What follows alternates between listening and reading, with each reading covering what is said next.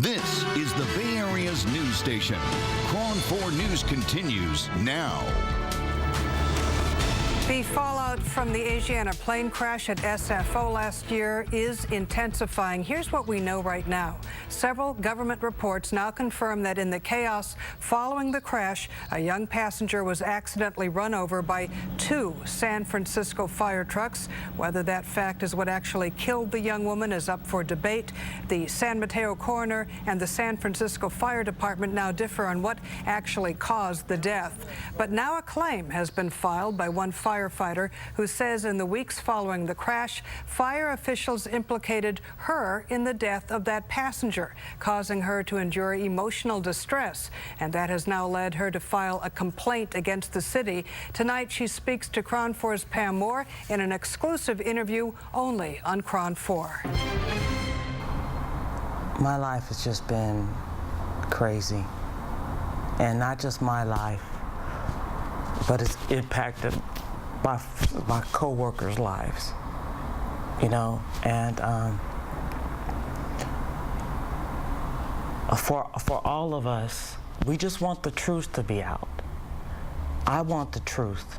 Elise Duckett is a 25-year veteran of the San Francisco Fire Department. She says in the early days that followed the Asiana crash, sources in the fire department wrongly gave her name and engine number to various news media, identifying her as the driver of the truck that killed Ye-Mong Wang, thus making Duckett the public scapegoat for what happened to the victim and causing Duckett to experience anxiety, depression, insomnia, and other stress-related symptoms.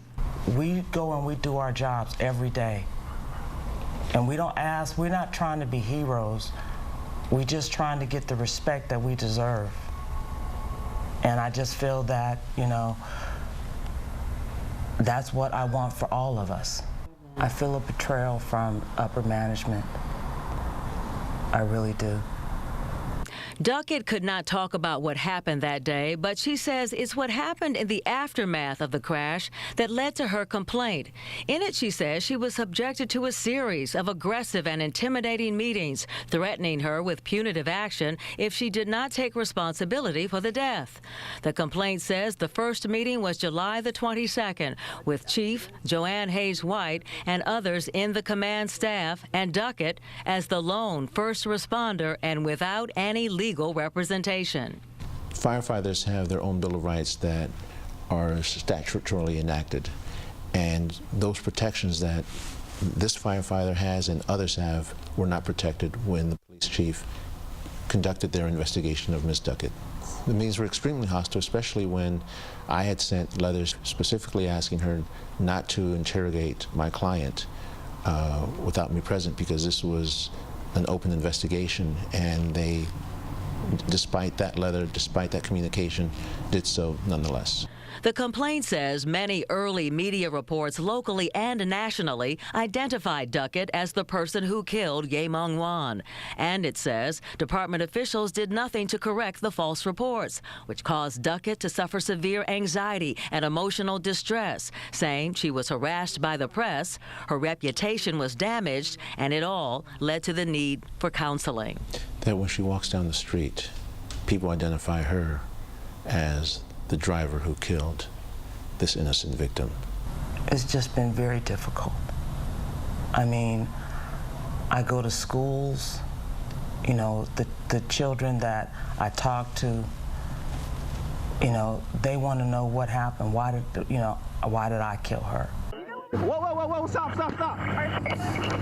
There's a body right there, right in front of you. Recently released government reports from the NTSB have since confirmed that Rescue Truck 10 was the first to run over the victim, followed later by Duckett's Rescue Truck 37. If her truck came in contact with the victim, it came in contact with the victim because everything that the other responders did not follow protocol, trying to intimidate her into taking the fall for the entire department. Duckett's complaint indicates that the department tried to cover up mistakes made in the chaos of the crash and that Duckett was the early scapegoat.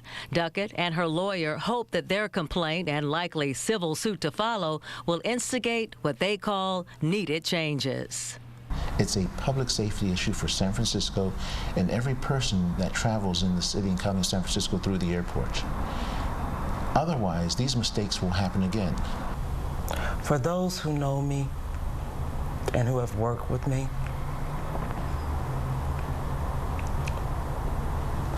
they know, they understand why I'm doing this. This is a bigger picture. This is not, it's, I love my job. I love my coworkers. We work so hard. We deserve the truth. The city has 45 days to respond to the complaint before a civil suit can be filed. The attorney says that will force everything into the open. The complaint calls for roughly $300,000 in damages. In response to word of this report, the fire department released the following statement. The fire department was made aware of the claim on Monday and it is under review. Chief Hayes White is extremely proud of all of the members of the department who responded to the Asiana crash. Meantime, Elise Duckett continues to work and hopes to stay on the job as a number of investigations continue. If you would like to read Duckett's claim for yourself, we have posted it in its entirety on our website, cron4.com.